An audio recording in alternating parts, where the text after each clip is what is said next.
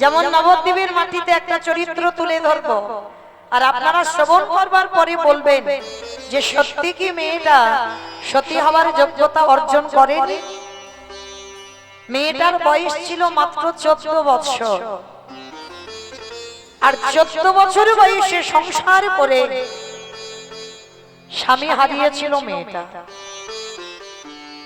24 বছরের বয়সে স্বামী সারা জীবনের মতো ওই 14 বছরের মেয়েটাকে ফেলে রেখে চলে গিয়েছিল বাবা সর্বত্যাগী সন্ন্যাসী হয়ে।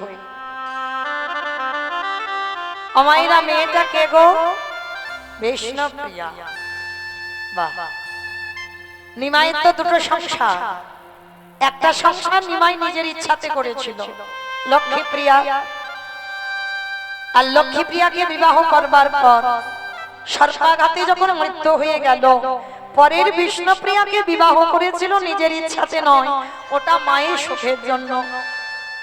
বিয়ে করার সময় নিমাই বলেছিল, মা আমি তো আর সংসারে বাঁধতে চাই না, কারণ জগতের কল্যাণের জন্য, জগতের মঙ্গলের জন্য আমাকে চিরজন্মের মতো যেতে হবে বাবা সর্বত্যাগী সন্ন্যাসী হয়ে। আমার ইচ্ছা থাকলে উপায় নেই, তবে মা তোমার কথা আমার শিরোধার্য, আমি কথা দিলাম তোমার কথা তোমার আদেশ পালন করে আমি সংসার জীবনে নামবো, কিন্তু যে সংসার আমি করব সেই সংসারটা শুধু তোমার সুখের জন্য হবে মা। সচী মায়ের আদেশে বিষ্ণুপ্রিয়াকে বিবাহ করেছিল দ্বিতীয়বার, কিন্তু বিবাহ করে কি করেছিল বাবা? নিমাইয়ের কথা দেওয়া ছিল, মা যতদিন না বলবে ছেলে তো যেতে পারবে না সন্ন্যাসী। কি বাবা আপনারা জানেন তো, মা আদেশ দেবে, অনুমতি দেবে, তারপরে নিমাই সন্ন্যাসে যাবে। তো এর আগে সচিমাকে বলেছিল, মা আমি সন্ন্যাসে যেতে চাই। বিষ্ণুপ্রিয়াকেও বলেছিল আমি সন্ন্যাসে যেতে চাই। বিষ্ণুপ্রিয়া চরণ দুটো ধরে কেঁদে বলেছিল, স্বামী নিমাই বিবাহ করে বাবা অর্ধেকটা রাত তো বাড়ি ফিরতো না, মাসের অর্ধেক রাত বাড়িতে আসতো না নিমাই। কেন? ওই শ্রীবাস সঙ্গনে হরিনাম করতে করতে সারা রাত কেটে যেত, ভাবে বিভোর, কখনো কৃষ্ণ ভাব, কখনো বা রাধা ভাব। কত রাত আসেনি, কত রাত বিষ্ণুপ্রিয়া একা কাটিয়েছে। সিদ্ধান্ত নিল নিমাই সন্ন্যাসে যাবে। বিষ্ণুপ্রিয়া কেঁদে বলেছিল, স্বামী তুমি সন্ন্যাসী হয়েও না, তুমি সংসারে থাকো, তুমি তো কত রাত বাড়িতে ফেরো না, তাতে আমার অসুবিধে নাই। কেন জানো? আমি কাঁদতে কাঁদতে সারা রাত কাটাই বটে, কিন্তু এটা তো জানবো সকাল হলে স্বামী আমার ঘরে ফিরবে,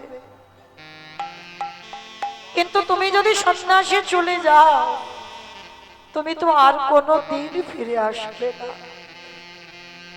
তাই তুমি সন্ন্যাসে যেও না। সচিমাও নিষেধ করেছিল, বাবা আমি যতদিন না বলবো তুই আমার আদেশ ছাড়া সন্ন্যাসী হতে পারবি না। তা যেদিন আমার নিমাই সংসার ত্যাগ করেছিল মা, দিনটা ছিল বাবা পৌষ সংক্রান্তির দিন। আর বর্ধমান কাটোয়া কাঞ্চননগরে যখন কেশব ভারতীর আশ্রমে গেলেন, তখন দিনটা ছিল বাবা মাঘ মাসের 1 তারিখ। বিষ্ণুপ্রিয়া ছাড়বে না বলে রাত্রিবেলা তার প্রাণনাথকে বলেছিল, প্রাণনাথ আজকের কি জানি আমার মনটা কুগাইছে, তুমি জানো সুরধনী গঙ্গায় স্নানে গিয়ে আমার চরণের একটা নূপুর খুলে গেল, আমার নাকের রেশরটা পড়ে গেল, খুঁজে পাচ্ছি না, স্বামী আমার মনটা কুগাইছে। বিষ্ণুপ্রিয়ার মন তো সতী নারী বুঝতে পেরেছে, যার জন্য রাত্রিবেলা বিষ্ণুপ্রিয়ার আঁচলে নিমাইয়ের কোমরের ধটিটাতে বেঁধে রেখেছিল, যাতে প্রভু আমার চলে না যায়। কিন্তু ধরে রাখা যায় গো। বিষ্ণুপ্রিয়া যখন কাঁদছে, প্রভু এগুলো অমঙ্গলের লক্ষণ। নিমাই বুঝিয়েছিল, প্রিয়া এসব কথা বাদ দাও, কাল সকালবেলা আমি শেখরার কাছ থেকে তোমার একটা পায়ের নুপুর এনে দেব, তোমার নাকের বেসর এনে দেব, তুমি চিন্তা করো না। কিন্তু বিষ্ণুপ্রিয়ার মন মানছে না। সে জানে কোনো একটা দুর্ঘটনা আজ রাত্রিতে হবে। ঘুমাইনি, আর যখন ঘুমাচ্ছি না, নিমাই মনে মনে ভাবছে, বিষ্ণুপ্রিয়া না ঘুমালে আমি যাব কি করে সন্ন্যাসী? ও তো ছাড়বে না আমায়। কাল নিদ্রাকে স্মরণ করলো। নিদ্রা দেবী, তুমি আমার বিষ্ণুপ্রিয়ার চোখে ভর করো, আর এমন করে ভর করো যেন আজকে রাত্রিবেলা আমার বিষ্ণুপ্রিয়ার ঘুমটা না ভাঙে।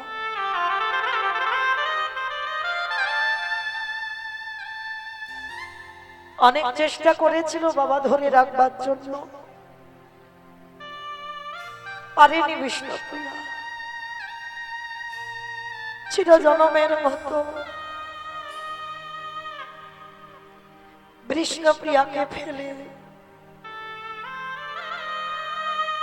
রাতের অন্ধকারে সচিমা ঘুমাচ্ছে। বারান্দায় মা আছে, পিছনে গিয়ে নিমাই ডাকছে, মা, ও মা, তুমি আমায় বিদায় দাও না মা, আমি সন্ন্যাসী হতে চাই। আর নিমাইয়ের কণ্ঠটা ছিল বাবা ঠিক কোকিলের মতো কণ্ঠ, মানে কোকিল ডাকছে কি মানুষ ডাকছে বোঝা যেত না। আর ঘুমের ঘরে সচিমা বলেছিল, ওরে আমার নিমাই সুখের নিদ্রায় ঘুমিয়ে আছে, তুই ব্রজের কোকিল, ব্রজে ফিরে যা। সত্যি তো বাবা ব্রজের কোকিল ব্রজ ছেড়ে তো নদিয়ায় নেমেছিল।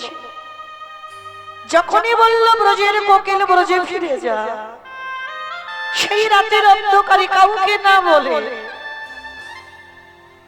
মায়ের দূর থেকে প্রণাম করে চিরজনমের মতো বললেন, জননী জন্মভূমিশ্বর স্বর্গাদপি বরিয়সী মা, পিতা স্বর্গ পিতা ধর্ম পিত হি প্রীতিমা করবে প্রিয়ন্তে স্বর্গদেবতা। কারণ সন্ন্যাসী ব্যক্তি আর জন্মভিটা দর্শন করতে পারবে না বাবা। চিরজনমের মতো জন্মভিটাকে প্রণাম করে রাতের অন্ধকারে নিমাই ছুটে চলল। ওই পৌষ সংক্রান্তির দিন ঠান্ডার সময় সবাই নদিয়ার মানুষ ঘরে ঘুমাচ্ছে, আর সেই রাত্রিবেলা কৃষ্ণ কৃষ্ণ বলে কাঁদতে কাঁদতে ছুটে চলল বর্ধমান কাটোয়া কাঞ্চননগরে। আর এদিকে সকাল হয়ে গেল, ব্রজের কোকিল সমস্ত নদিয়ার মানুষরা জেগে উঠেছে। সচিমার ঘুম ভেঙে গেল, আর ঘুম ভেঙে গিয়ে দেখে না বিষ্ণুপ্রিয়ার দরজা এখনো বন্ধ আছে, এখনো খুলছে না। কিন্তু নিমাইয়ের অভ্যাস ছিল মা ব্রহ্ম মুহূর্তে প্রতিদিন উঠে হরিনাম করা। ব্রহ্ম মুহূর্ত কাকে বলে? সূর্য উদয়ের 1 ঘন্টা 36 মিনিট আগে। সচিমা গিয়ে ডাক দিচ্ছে, দরজা ধাক্কাচ্ছে, বৌমা,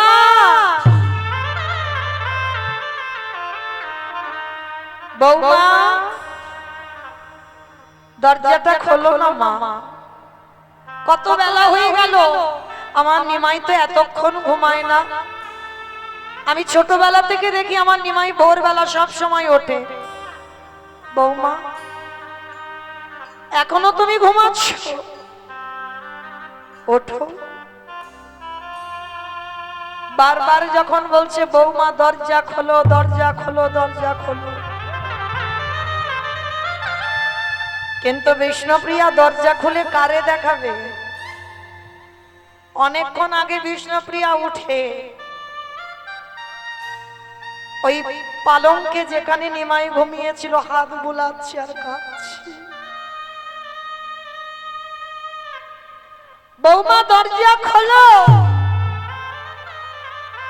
থাকতে পারলো না বিষ্ণুপ্রিয়া, দরজাটা খুলে দিয়ে শাশুড়ি মার চরণে আছাড় খেয়ে পড়ল।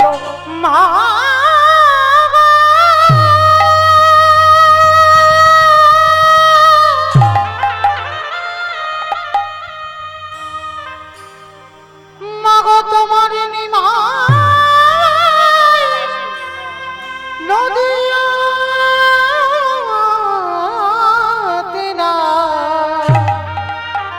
বল হরি বল। সে যে নদী আছে রে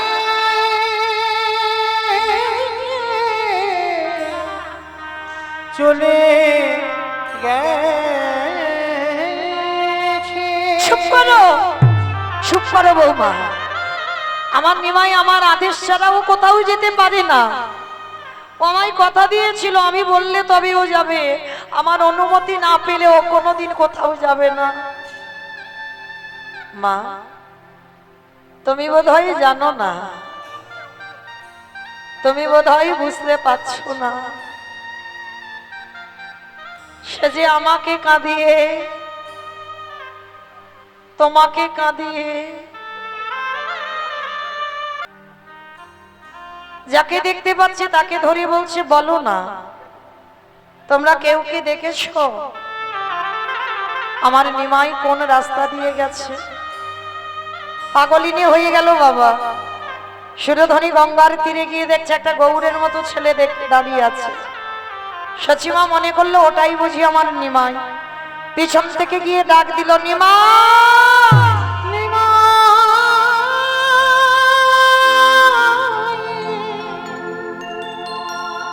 একেবারে দাঁড়ানে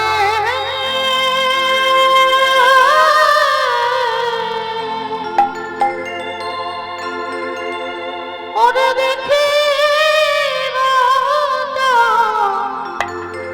তোমারে নিমাই দাঁড়ানে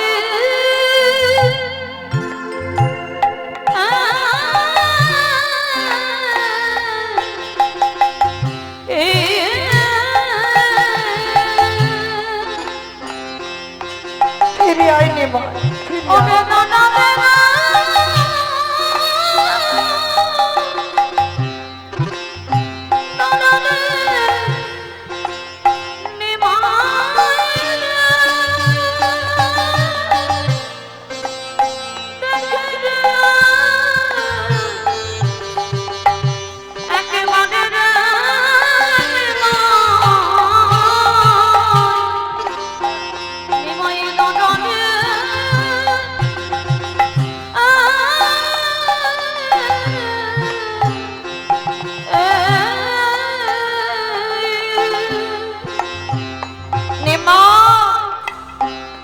আমি যদি আগে জানতাম বাবা তোকে লেখাপড়া শেখালে তুই মাকা দিয়ে সন্ন্যাসী হবে, আমি কোনোদিন তোকে লেখাপড়া শেখাতাম না বাবা।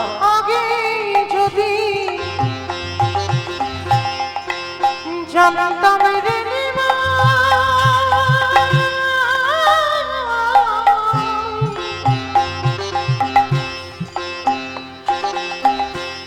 ও তুই যাবি রে ছাড়িয়া ওরে আমি যদি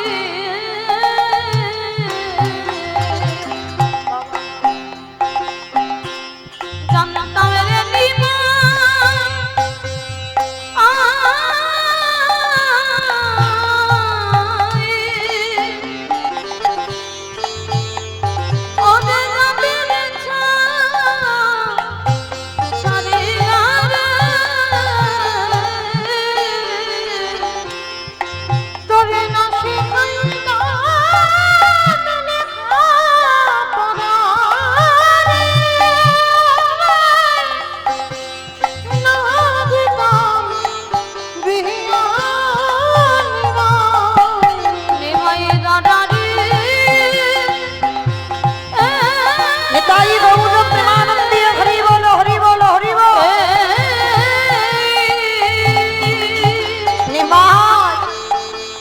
আমি তোর মা, আমার যদি এই দশা হয় একবারও ভাবলি না আমার বধূ বিষ্ণুপ্রিয়ার কি পরিণতি হবে?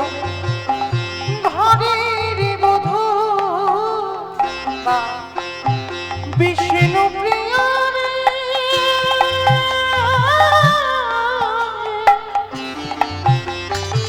হরি বল হরি বল।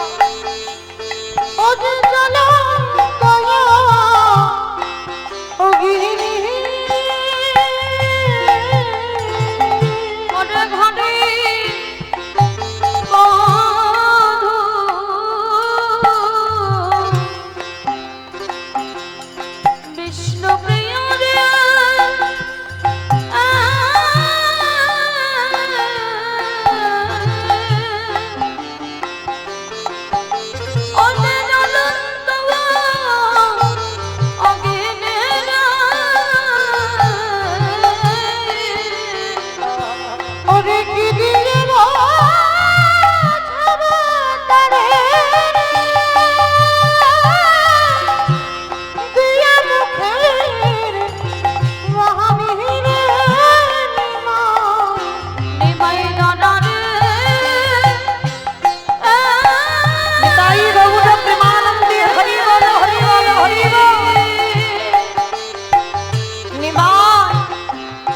আমি তোকে বারবার বলেছিলাম বাবা সন্ন্যাসী হোসটা, আমার কোলের কাছে থেকে যতদিন আমি বাঁচি বাবা একটু কৃষ্ণ নাম শোনাবি।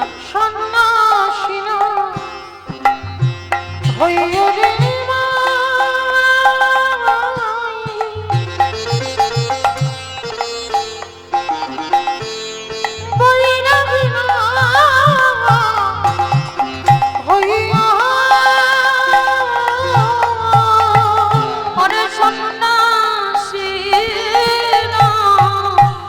হরি বল হরি বল।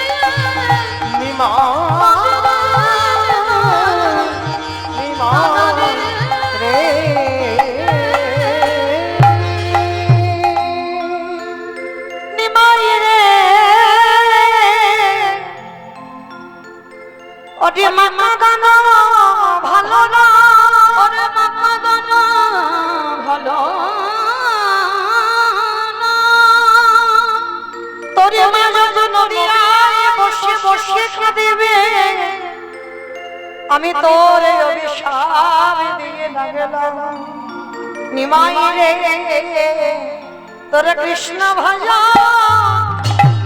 সব বিফল হবে। আমি ওরে দিলাম তোর কৃষ্ণ ভজ বিফল হবে। আস্তে তাহলে মায়েরা আজকের মায়ের দশা যদি এমন হয়, আমার বধূ বিষ্ণুপ্রিয়ার পরিণতিটা কি ছিল? নিমাই সন্ন্যাসী যাবার পর একটা দিন বাপের বাড়ি যায়নি মা, যতদিন বেঁচে ছিল বিষ্ণুপ্রিয়া ততদিন ওই শাশুড়ি মার কাছেই ছিল। প্রতিদিন ওই ভোরের বেলা বিষ্ণুপ্রিয়া যেত সুরধনী গঙ্গার তীরে, আর আঁচলে করে মা কিছু ধান নিয়ে যেত। আমরা যেমন জপের মালাতে জপ করি, বিষ্ণুপ্রিয়া ওই সুরধনী গঙ্গায় ভোরের বেলা স্নান করে ভিজি কাপড়ে সুরধনীর তীরে বসত, আর একটা করে হাতে ধান নেয়, 16 নাম 32টা অক্ষর, হরে কৃষ্ণ কৃষ্ণ কৃষ্ণ হরে হরে, হরে রাম রাম রাম হরে হরে, 16 নাম 32টা অক্ষর বলে আর একটা করে ধান থেকে চাল বের করে। কতক্ষণ? সূর্য পাটে বসা পর্যন্ত। যতগুলো চাউল হয় বিষ্ণুপ্রিয়া বাড়িতে এনে মাটির পাত্রে রন্ধন করে, শাশুড়ি মাকে প্রসাদ দেয়, বাড়ি একটা কাজের লোক ছিল তাকে দেয়, আর বিষ্ণুপ্রিয়া একটা করে অন্ন সেবা করে। আপনারা বলেন মা একটা করে অন্ন প্রতিনিয়ত সেবা করলে বেঁচে থাকা যায়? বিষ্ণুপ্রিয়া ছিল, বিষ্ণুপ্রিয়ার বান্ধবী ছিল কাঞ্চনা। কাঞ্চনার গলা জড়িয়ে ধরে বলেছিল, শরীরে আমি বুঝতে পারিনি গৌর ভালোবাসলে যে আমার এই পরিণতি হবে, যদি বুঝতে পারতাম আমি কোনো দিন তো তারে ভালোবাসতাম না। বিষ্ণুপ্রিয়ার কেঁদে কেঁদে দুটো চোখের কোণের কাছে গর্ত পড়ে গেল, চোখের জল তো নোনা জল। শোন সজনী, ওরে গৌর রতন করে যত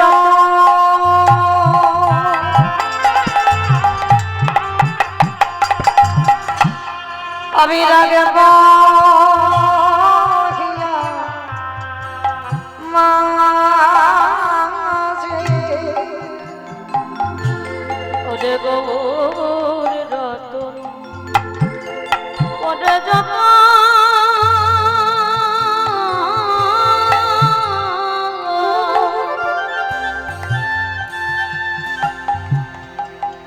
আমি রাখব হিয়া মাঝে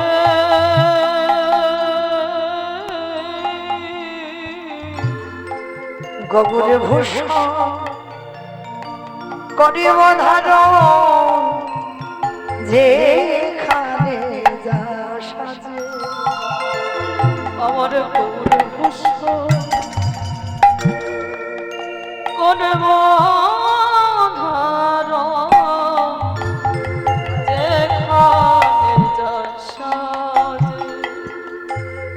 আবার গোবর রাটা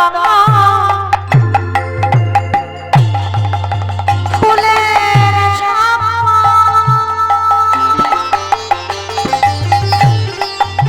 ওরে সাজানি রে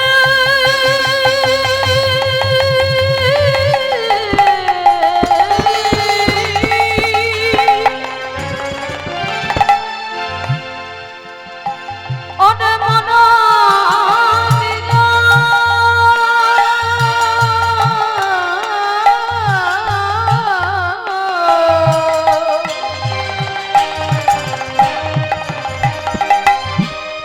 তোদের কাছে বলি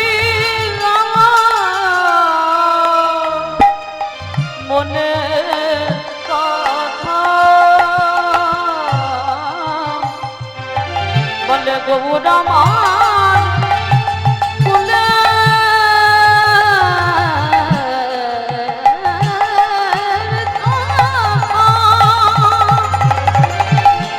অরে নটন মাদা চলে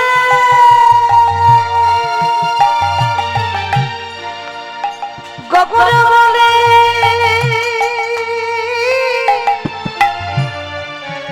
পথে পথে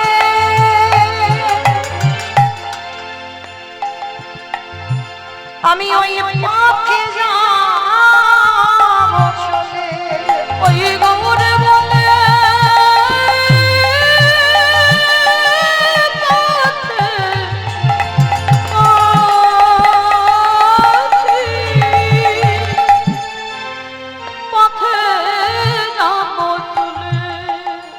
দুই পতির ভজন করে তারা জগতে সতী, আর যারা এক পতির চরণ সেবা করে তারা জগতে অসতী হয়। অমাইরা কই দেখা একবার দেখাও তো দেখি, হাতটা তুলে কারা কারা দুই স্বামীর চরণ সেবা করো। মুর্শিদাবাদ বলে কথা না, ওই জন্য বোঝে। অনেক অনেক জায়গায় বসলে বাবা সবাই ভয় পেয়ে যায় যদি জানাজানি হয়ে যায় যে আমার দুটো স্বামী। কি কয়, একটা স্বামী যদি হয় তুমি অসতী, আর যদি তোমার দুটো স্বামী হয় তবে তুমি সতী নারী। তাহলে কিরকম, এক ঘরে পতি আর এক বাইরে পতি। ঘরের পতিটা কি, প্রত্যেকের এই যে দেহ ঘরের কথা বললো, ইট বালি সিমেন্টে গাঁথা ঘর নয়, এই দেহ ঘর। এই দেহ ঘরের বাম দিকে পরমাত্মা রূপী ভগবান হচ্ছে ঘরের ভিতরের পতি। ওই পতিকে সেবা করতে হবে, নিজেকে ভালোবাসতে হবে। আর নিজে ভালোবাসা মানে আমার পরমাত্মা রূপী ভগবানকে ভালোবাসা হয়। এটা ঘরের পতি। আর বাইরের পতিটা অগ্নি সাক্ষী করে বাবা যার হাতে তুলে দিল, সেটাই হলো তোমার বাইরের পতি। এটা বাইরের স্বামী আর এটা হলো ঘরের স্বামী। এই দুই স্বামীর চরণ ভজন করতে হবে। তবে বাবা আসামির ভজন করলে হবে না, এইটা খেয়াল রাখতে হবে, স্বামী ভজন করতে হবে। আর জগতে যারা আসামি ওদেরকে ত্যাগ করে দাও, হরি বল। আর এই দুই পতির যারা ভজন করে তারাই সতী নারী হয়। বিষ্ণুপ্রিয়া বলছে, কাঞ্চনা আমি বাপের বাড়ি যাব কেমন করে, কারণ আমি ওই চরণে তো সব সমর্পণ করেছি।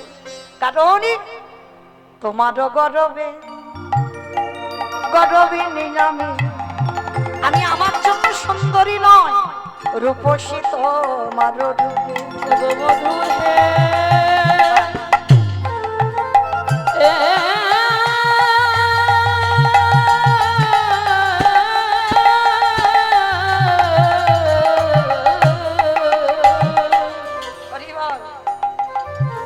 তোমার গরবে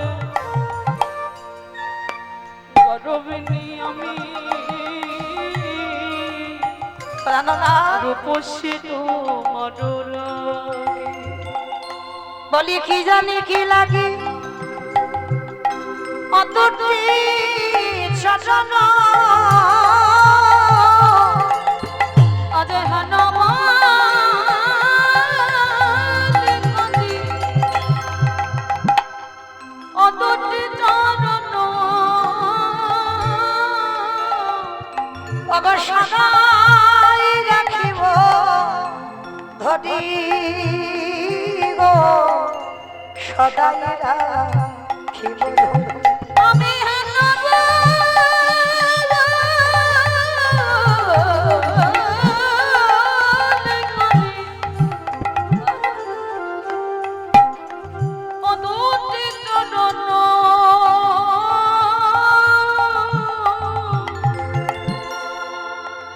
বধূ সদাই রাখিব ধরি গো সদাই রাখিব। তুমি অনেকের আছয় অন্যের জনা আমার কে বলো তুমি বধূ হে অনেকে গাছায় তুমি অনেক জনের তুমি তো জগন্নাথ জগতের পতি সবার জনা তাতে আমার দুঃখ নাই শুধু আমারও কে বলো বলি অন্তরে বাহিরে হে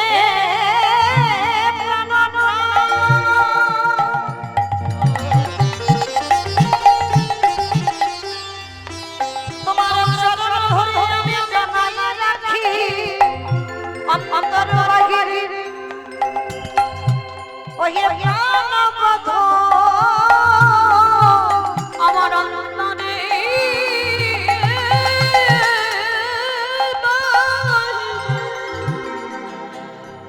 ওহে প্রাণবধূ তুমি সবার হতে পারো কিন্তু আমার প্রাণনাথ বলে জানি গো, প্রাণনাথ বলে জানি। আমার অন্তরে বাহিরে ওহে প্রাণবধূ প্রাণনাথ বলে জানি গো প্রাণনাথ বলে জানি। আমার চরণ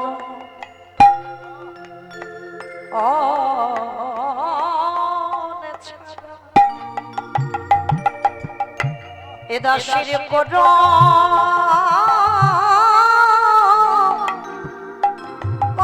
রাখে আমি অমল বলি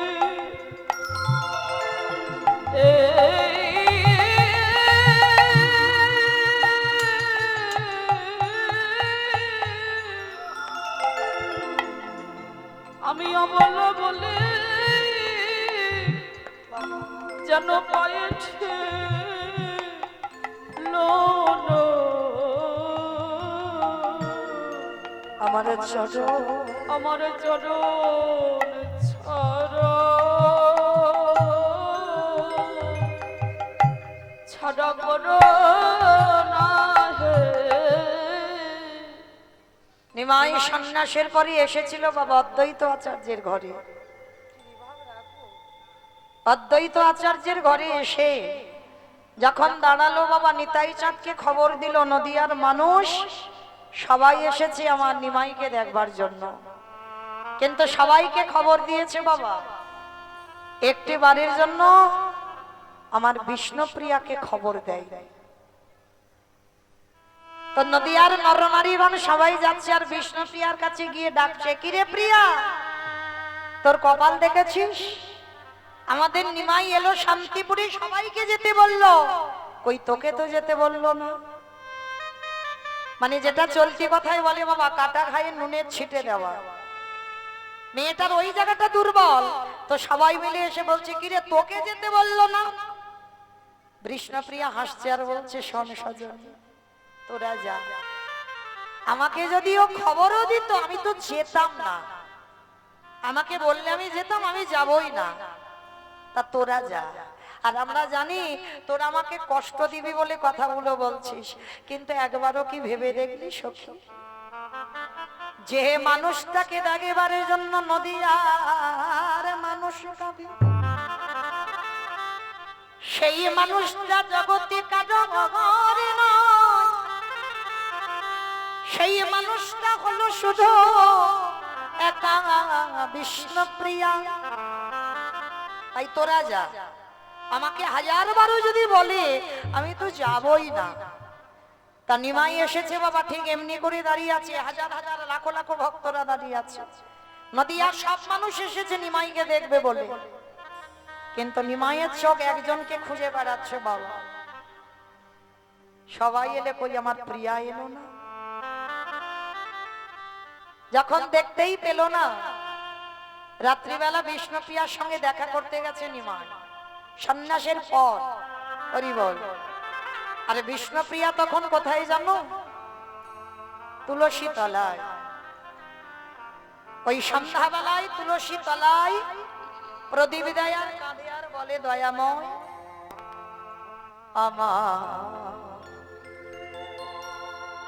কাঁদিতে কাঁদিতে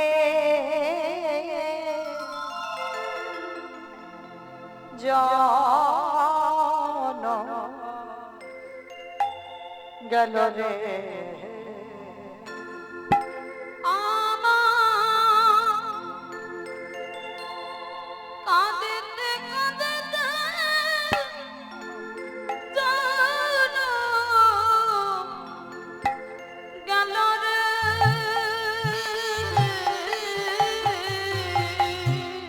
তুলসী তলায় প্রদীপ দিচ্ছে বিষ্ণুপ্রিয়া, কাঁদিতে কাঁদিতে জন গেল রে।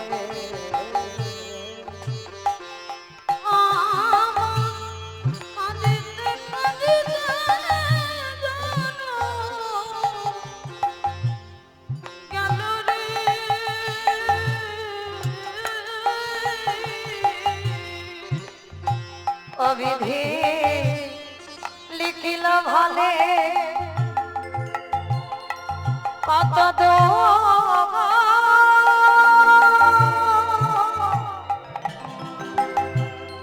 ওই আমি না পেলাম জি মনে ওরে লিখলো ভালে পৃথিবীরে,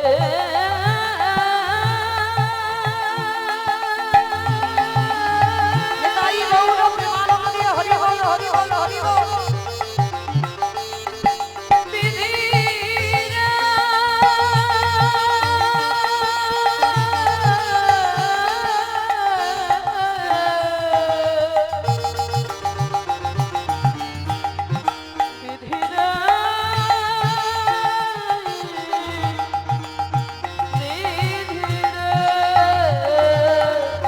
বিধি লিখিল ভালে কত দূর আমি না পেলাম জি বনে। ওরে এখন আমি কিবা করি রে,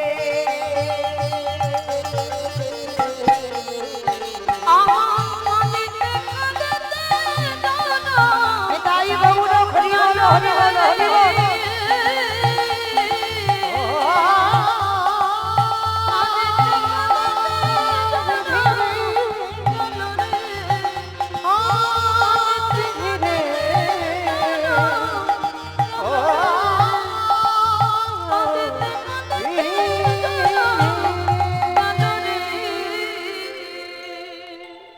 বিষ্ণুপ্রিয়া সন্ধ্যাবেলায় তুলসী তলায় প্রদীপ দেয়, আরে নিমাই দরজা ধাক্কা দিয়ে প্রিয়া প্রিয়া বলে ডাকে।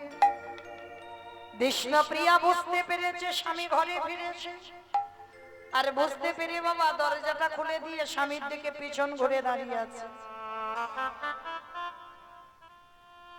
ও মায়েরা, স্বামী যদি 1 বছর 6 মাস পরে ঘরে আসে, আমাদের মতো মায়েদের কত আনন্দ হয়, কিন্তু বিষ্ণুপ্রিয়া স্বামীকে দেখে বদনটা ঢাকা দিচ্ছে কেন?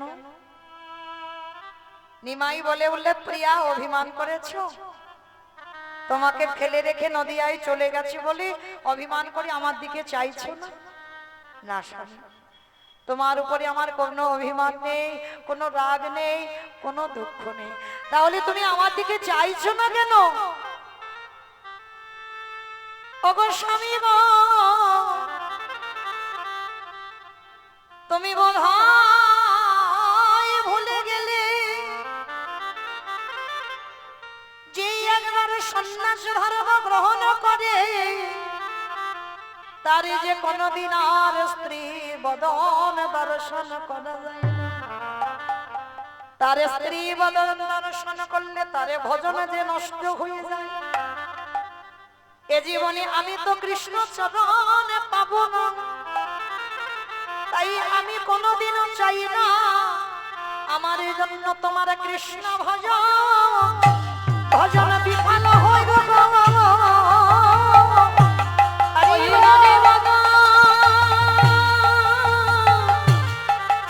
দর্শন করে কৃষ্ণ ভজন বিফল হয়ে যায়। নিমাই চমকে উঠলো, প্রিয়া তুমি জানো যে আমি স্ত্রী বদন দেখলে আমার ভজন নষ্ট হবে? বলে আমি জানি স্বামী, তাই আজকে থেকে আমি কথা দিলাম কোনোদিনই তুমি আমার কাছে আর আসবে না, কোনোদিন। আর যদিও বা আসো আমি কোনোদিন আমি তোমার পানে চাইতে পারবো না। সেদিন আমার নিমাই বলেছিল, ধন্য বিষ্ণু প্রিয়া তোমার মতো ঘরণী আমি পেয়ে, যদি কোনোদিন আমি আবার সংসার করি আমি যেন তোমার মতো ঘরণী আবার কাছে পাই।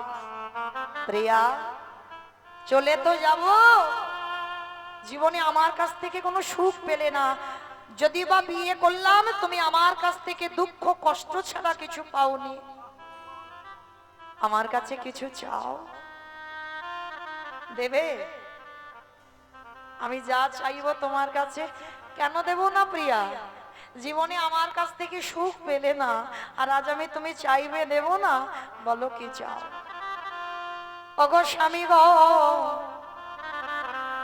আমি ধনে চাই না, যশে চাই না, গাড়ি চাই না, বাড়ি চাই না, তোমাকে চাই না। তাহলে তুমি কি চাও? একান্ত যদি তুমি দিতে চাও তুমি ত্রিসত্য করো, আমি যা চাইবো দেবে। নিমাই ত্রিসত্য করলো। অমায়েরা সত্যি করে বলবে, আমাদের মতো মেয়েরা স্বামী যদি বলে হ্যাঁ গো 1 বছরের জন্য কাজে যাচ্ছি, আসতে 1 বছর টাইম লাগবে বা 6 মাস লাগবে বা 2-3 মাস লাগবে, বলো তোমার কি প্রয়োজন, কি লাগবে তোমার? স্বামী যদি জিজ্ঞেস করে বলো মা কি বলবে? সত্যি করে বলবে হরিবাসরে, কি বলবো আমরা? শোনাচ্ছেন দিয়ে যাও, ব্যাংকে টাকা দিয়ে যাও, সোনার চেন দাও, সানিয়া মির্জা, আবার একটা মোবাইল ফোন দাও, আবার মাঝে মাঝে রিচার্জটা করে দিও। কি মায়েরা খারাপ বলেনি, এগুলো আমাদের চাওয়া, এগুলোই বলবো। কিছু বলি না বলি একটা ফোন দিয়ে যাও, আর মাসে মাসে এখন যেটা চলছে জগৎ, মাঝে মাঝে রিচার্জটা করে দিও, এগুলো আমাদের চাওয়া। কিন্তু বিষ্ণুপ্রিয়ার কি এগুলো চাওয়া হবে? বিষ্ণুপ্রিয়া কি চেয়েছিল স্বামীর কাছে? স্বামী তোমার চরণে নিবেদন। কি বাবা, ভজনের মানুষ না হলে এ কথার রস কোনো দিন পাবে না। আগে তো সে ঘরে ঢুকতে হবে গো, তারপরে তুমি বিষ্ণুপ্রিয়ার চাওয়াটা দেখে তোমার হৃদয়টা কাঁপবে। বিষ্ণুপ্রিয়া চেয়েছিল যদি দিতেই হয় তুমি দাও। কি নেবে প্রিয়া? তোমার চরণে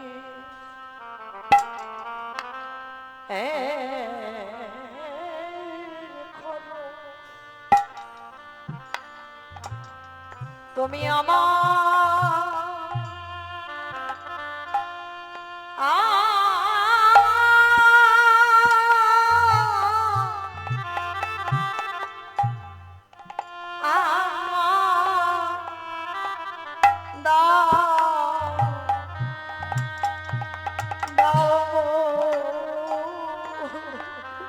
আমি আগে তো কিছু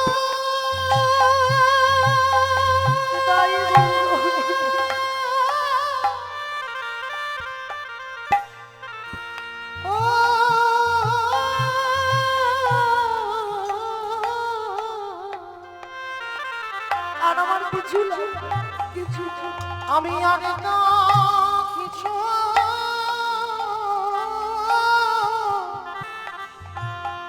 চাহি না স্বামী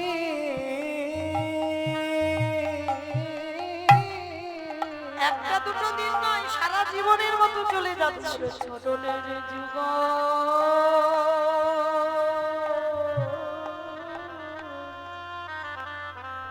খড় মামা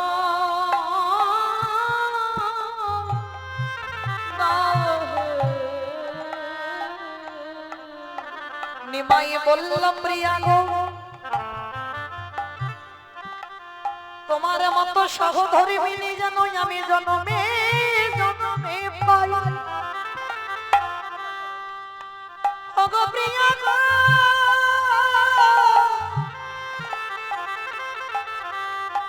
যদি কৃষ্ণ সঙ্গে কোনদিন আমার সাক্ষাৎ হয়, আমার কৃষ্ণের চরণে আমি জানাই লাগাবো, হে দয়াময় আমাকে কৃপা করো বা না করো, আমারে প্রিয়াকে যেন চরণ ছাড়া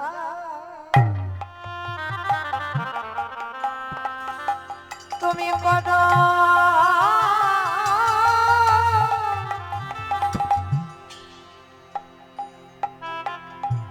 করো না গো।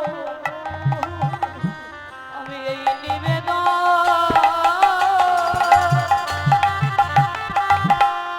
ও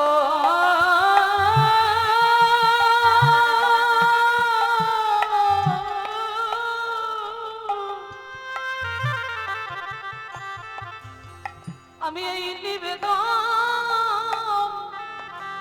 জানাই রাখলো আমার প্রিয়াকে কৃপা করো। প্রিয়র ছোট ছোট ছাড়া করো করো না হে হরি বল। বিষ্ণু প্রিয়া বলবো স্বামী গো, আমি কাঁদবো ঘরে বসে, তুমি কাঁদবে দেশি বিদেশে। যেদিন দুজনের কান্না একত্রিত হয়ে যদি বইবে নদী আর বন্যা, সেদিন আমি জানব নদী আর একমাত্র আমি ধন্য কান্নাম। আমার মতো কেউ তোমারে ভালোবাসেনি। নিতাই গৌর হরি বল।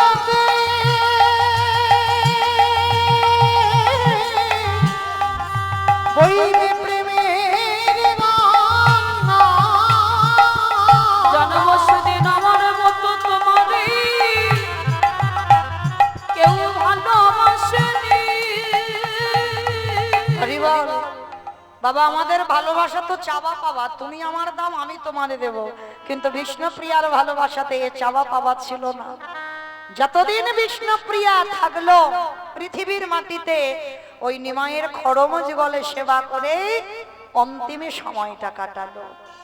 সারাদিন ওই একটা করে অন্ন সেবা করে সারাদিন নয়ন জলে বুক ভাসাতো, আর ভগবানের কাছে কাঁদতো, আমি কৃপা পাই বা না পাই, আমার স্বামী যেন কৃষ্ণ কৃপা পায়। তাহলে সেই নিমাই চলে গেল সন্ন্যাসে, কিন্তু নবদ্বীপে থাকাকালীন 24টা বছর নদিয়ার মানুষকে বাবা হরি নামে পাগল করে তুলেছিল। শুধু একা পাগল করে তোলেনি, সঙ্গে কে ছিল গো? নিতাই যারে দেখে তারে বলে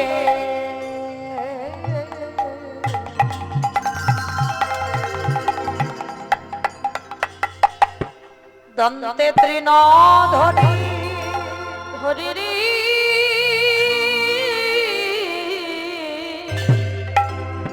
তাই যারে রাখে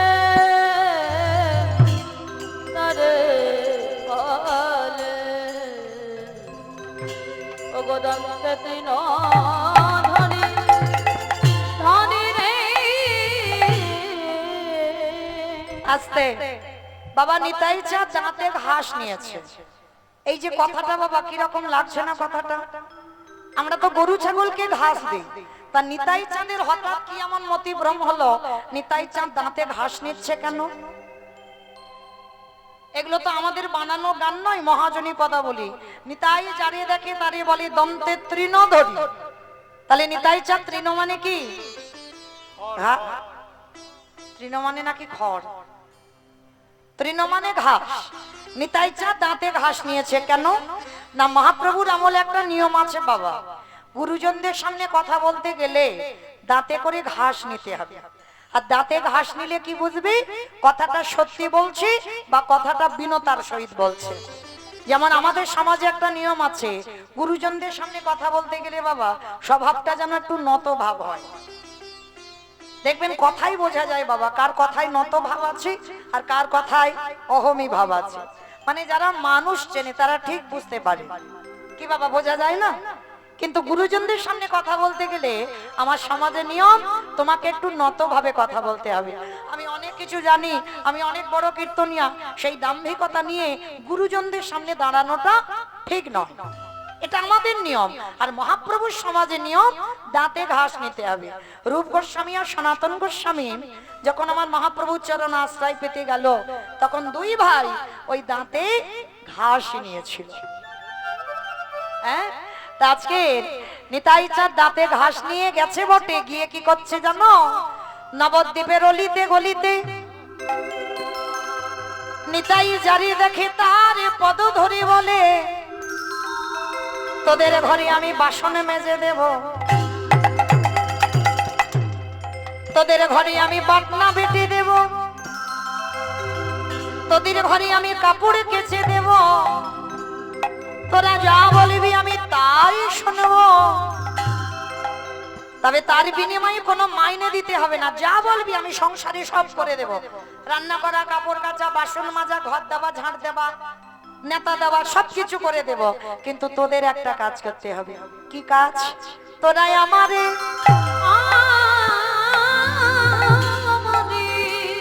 তোরাই আমারে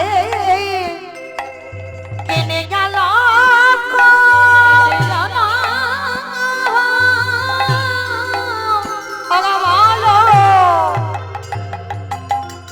আমার কি করতে বললো? সত্যদের সংসারের কাজ নিতাই চাঁদ করে দেবে, আমি নয়, নিতাই চাঁদ বলছে। আর বিনিময়ে কি করবে? বল গৌর হরি নিতাই গৌর করিব ওগো আমারে কিনে আনা বল গৌর হরি হরি রে। নিতাই চাঁদ এসেছে কোথায়? আপনাদের এই পমিয়াতে, অন্য কোথাও যাইনি। আপনাদের এই পল সন্ধ্যাতে এসে কি করছে জানো? এই মাথায় করে হরি নামের ডালাটা নিয়েছে নিতাই, আর নিয়ে বলছে পাইকারি, বলে পাইকারি, বলে পাইকারি, পাইকারি। ভালো করে বুঝবেন বাবা, একটা কথা বলছি আর ভিতর থেকে টেনে দুটো মানে বের করব। পাইকারি, বলে পাইকারি। আচ্ছা, আপনাদের এখানে চাষবাস হয় তো মা? বেশ। আচ্ছা, সবজি যখন মাঠে থেকে তুলে, বাগান থেকে তুলে একসঙ্গে আড়তে দেন তখন আপনারা কি বলেন? সেল বলে। কি বলে মা? পাইকারি। বেশ, পাইকারি। তাহলে কি বলে? পাইকারি। তোমাদের ডায়মন্ডে বলে পাইকারি, এখানে কি বলে জানতে হবে না? পাইকারি। বেশ, তাহলে হরি বল। তাহলে পাইকারি দেওয়া। একটা বাবা বলছে পাইকারি, আর একটা মানে হচ্ছে পাইকারি, পাইকারি বলি পাইকারি, পাইকারি বলি পাইকারি, পাইকারি মানে একটা পাইকারি দেওয়া হচ্ছে। আর নিতাই চাঁদ এসে আপনাদের পমিয়াতে পাচ্ছে না, পাইকারি। শেষে বাবা এক জায়গায় নিতাই চাঁদ কি করেছে জানো? বিরক্ত হয়ে গেছে। মানুষ পাচ্ছে না, কোথায় দেবে? এক জায়গা ঢেলে দিল, কোথায় জানো? দোকানে। দোকানে ওই দোকানে ওই দোকানে পানের দোকান, ফুলের দোকান, সবজি দোকান, মুদিখানা দোকান, স্টেনারি দোকান। কোন দোকানে দিল মা? আইসক্রিম দোকানে, আইসক্রিম আইসক্রিম দোকান। কোন দোকান? বাহ, তার মানে কীর্তন বোঝে। দোকানে এই দোকানে এই দোকানে এই দোকানে যারা দোকান খুলে বসে আছে, হরিনাম দিল দোকানে, যারা দোকান খুলে বসে হরিনাম দিল দোকানে, এত বলি নিতাই চা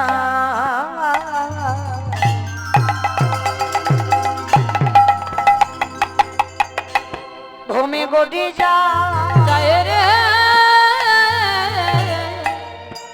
এত বলি নিতাই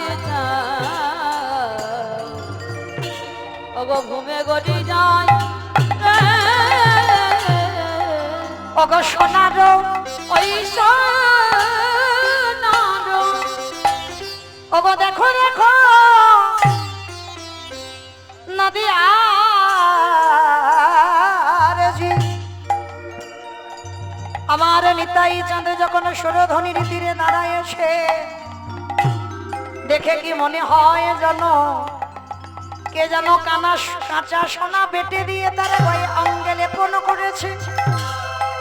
ওই নিতাই চাঁদ ওই নদী আর দাঁড়িয়ে দাঁড়িয়ে গিয়ে হাতে ধরে পায়ে ধরে বলে, তোদের ঘরে আমি সকল কাজ করে দে, তোরা যা বলিবি আমি তাই শুনব, কিন্তু বিনিময়ে তোরা একবার হরি বল, কৃষ্ণ বল, তোদের ত্রিতাব জ্বালা থেকে তোরা মুক্তি পাবি। ওই আধ্যাত্মিক আদি দৈবিক আদি ভৌতিক এই ত্রিতাব জ্বালার তোদের ভয় থাকবে না, তোরা অনায়াসে ভব নদী পার করি আমার সচিদানন্দন ভগবানের চরণ তলে যাবি। তাই দেখো দেখো সোনার ওই সোনার পর্বত যেন পর্বত যেন ও দেখো ধুনা তেলো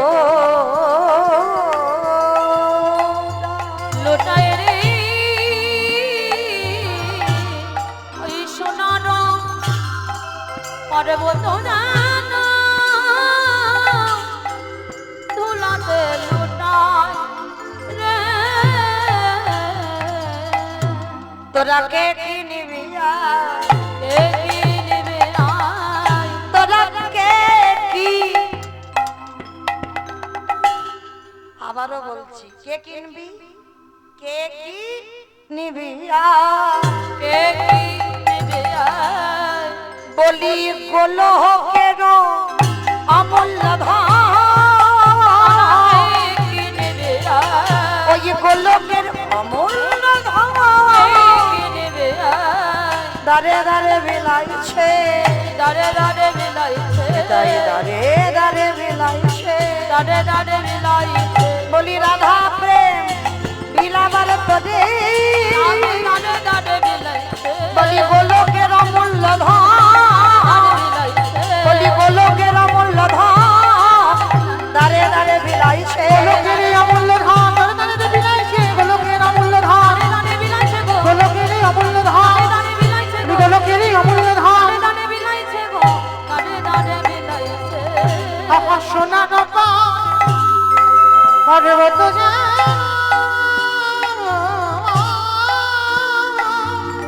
দেখো ধুলাতে লুটায় রে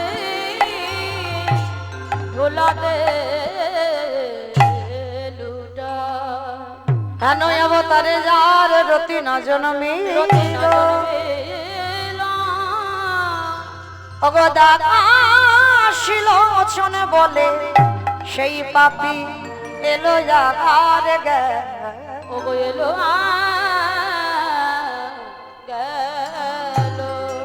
দাসলোচন বলে সে পাপি এলো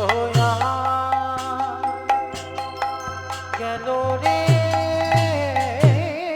লোচন বলে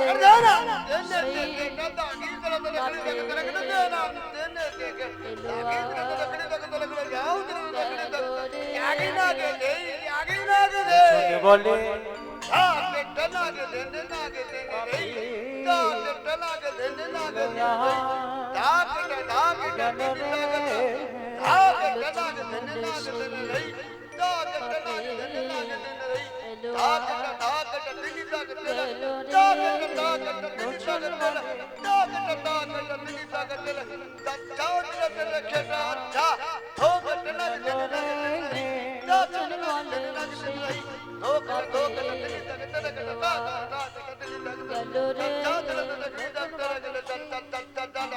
বলে সেই পাপি এলো আর গেল রে লোচন বলে সেই পাপি এলো আর গেল রে লোচন বলে সেই পাপি এলো আর গেল রে লোচন বলে সেই পাপি এলো আর গেল রে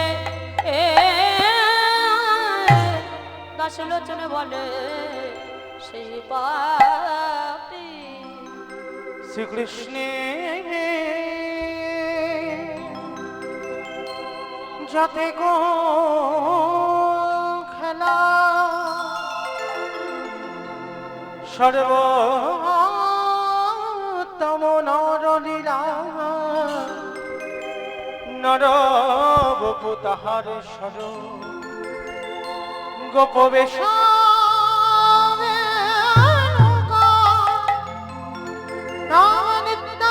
কৈশোর নটয়া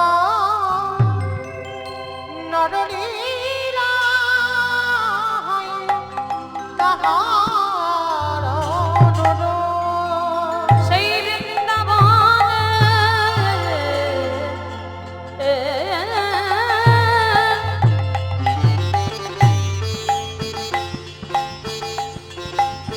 বৃন্দাবনে রমাস মধু বৃন্দাবনে রমাস মধু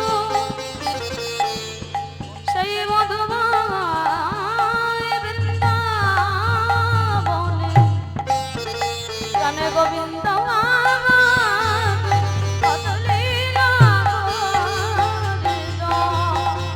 দেখো লীলা মায়ের কি লীলা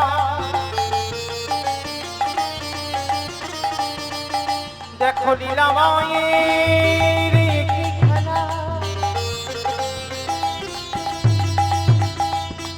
ওই বৃন্দাবনে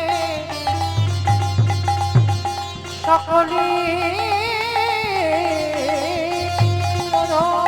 কৃষ্ণায় বাসুদেবায় হরয়ে পরমাত্মনে প্রণাদ কৃষ্ণাশায় গোবিন্দায় নমো নমঃ তপ্তকাঞ্চন গৌরাঙ্গী রাধে বৃন্দাবনেশ্বরী वृषभानुष्यते दे रंगनमामि हरिते मुखं करोति वाचालं पङ्गुलं ध्यायन्ति गिरिं यत् कृपायै तमांग वन्दे परमानन्द माधवा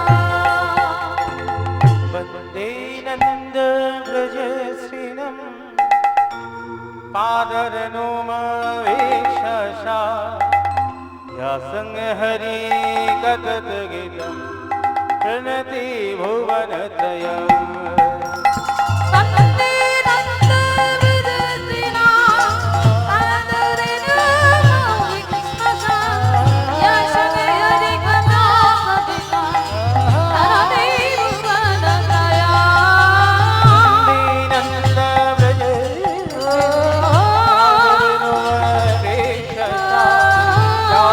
हरि कथा प्रणति भुवनत्रय वन्दे नन्द विजयिना आदरेण मौलि कृष्णसा यशमे हरि कथा कथिता धरते भुवनत्रया वन्दे राधा कृष्ण चरण वन्दे राधा कृष्ण चरण वन्दे राधा कृष्ण चरण वन्दे राधा कृष्ण चरण वन्दे माधव नंद कुमार वन्दे राधा करुण जपार वन्दे माधव नन्द कुमार वन्दे माधव कृष्ण कुमार वन्दे राधा कृष्ण चरण वन्दे राधा कृष्ण चरण वन्दे राधा कृष्ण चरण वन्दे राधा कृष्ण चरण परमानंद का अतिशय ललिता परमानन्द अतिशय ललिता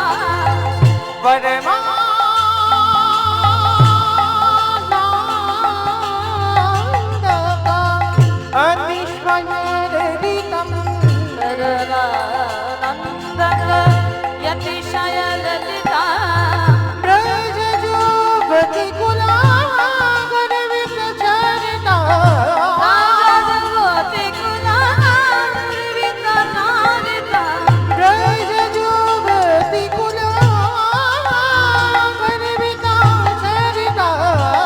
राजभूति कुलार्वित नारिता वन्दे राधा कृष्ण चरण वन्दे राधा कृष्ण चरण चरण शरण युग भव भय हरण शरण शरण युग भव भय हरण चरण शरण युग भव भय हरण शरण शरण युग भव भय हरण वन्दे राधा कृष्ण चरण वन्दे राधा कृष्ण